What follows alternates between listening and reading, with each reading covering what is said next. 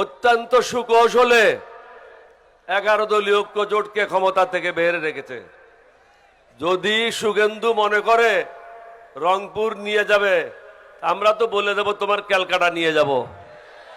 আমরা 11 দলীয় ঐক্য জোট কি চেয়েছিলাম?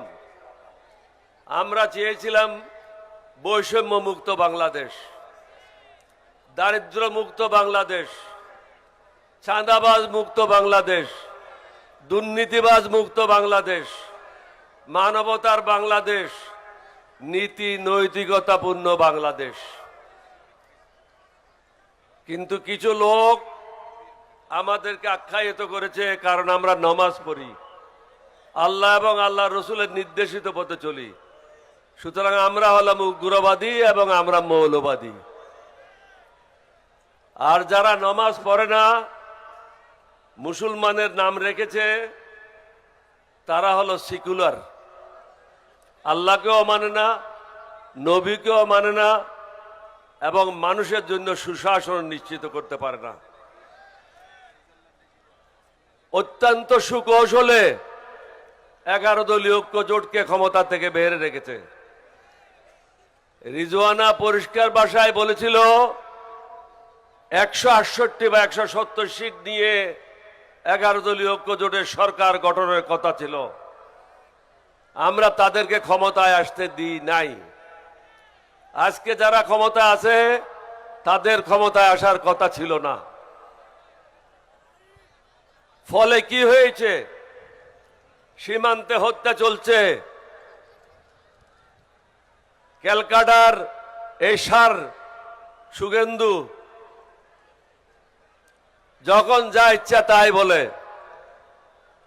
আমরা তো বলি না ত্রিপুরা নিয়ে নেব, ত্রিপুরা তো নিয়ে নেওয়া আমাদের জন্য সহজ। আমরা তো বলি না আসাম নিয়ে নেব, আমরা তো বলছি না মেঘালয় নিয়ে নেব। আমরা বলি আমাদের ভূখণ্ডে আমরা শান্তিতে থাকতে চাই। তোমরা তোমাদের ঘরে থাকো, আমরা আমাদের ঘরে থাকি। আমরা যারা আল্লাহ আল্লাহ রসুলের নির্দেশিত পথে চলি, আমরা কখনো অন্য ধর্মের লোকের উপর নির্যাতন করতে পারি না। আমরা কখনো অন্য ধর্মের লোককে অসম্মান করতে পারি না। আমরা চেয়েছিলাম সকলের জন্য একটা সুন্দর বাংলাদেশ গঠন করার জন্য। নিশ্চয়ই কোনো কারণ আছে, আল্লাহ রব্বুল আলামিন কবুল করে নাই। হয়তো আরো রক্ত দিতে হবে, আরো কাফারা দিতে হবে জাতিকে। কারণ জাতি চায় সুন্দর বাংলাদেশ, কিন্তু ভোট দেয় অশিক্ষিত লোককে। তো কিভাবে সুন্দর বাংলাদেশ পাবেন? এই জিনিসগুলি আমাদেরকে সুন্দরভাবে চিন্তা করতে হবে। ভালো লোকদেরকে ভোট দিতে হবে, উপযুক্ত লোকদেরকে বেছে নিতে হবে, দেশপ্রেমিক লোকদেরকে নির্বাচিত করতে হবে। তাহলেই তো এই দেশ সুফল পাবে। যদি শুভেন্দু মনে করে রংপুর নিয়ে যাবে, আমরা তো বলে দেব তোমার ক্যালকাটা নিয়ে যাব। তুমি কি মনে করেছো? ভারতের স্বাধীনতার জন্য লড়াই করেছিল মুসলমানেরা। আমরা রক্ত দিয়ে এই দেশ স্বাধীন করেছি। এটা কোনো কারো দয়া দাক্ষিণ্য হয় নাই। তোমরা চেয়েছিলে পাকিস্তানকে দ্বিখণ্ডিত করতে, আমরা চেয়েছিলাম স্বাধীনতা।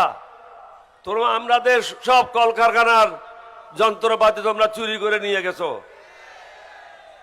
আমাদের পাকিস্তানের যে প্রায় 1 লক্ষাধিক সৈন্য ছিল, তাদের গোলা বারুদগুলি তোমরা চুরি করে নিয়ে গেছো। তাহলে কিভাবে তোমরা বলতে পারো তোমরা বাংলাদেশের স্বাধীনতা দিয়েছো?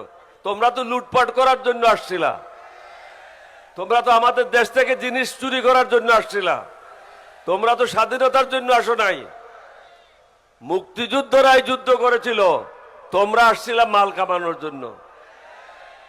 আপনাদেরকে অনুরোধ করব, দেশকে যদি সঠিক পথে নিতে চান, আরো কোরবানি দেওয়ার জন্য প্রস্তুত হতে হবে।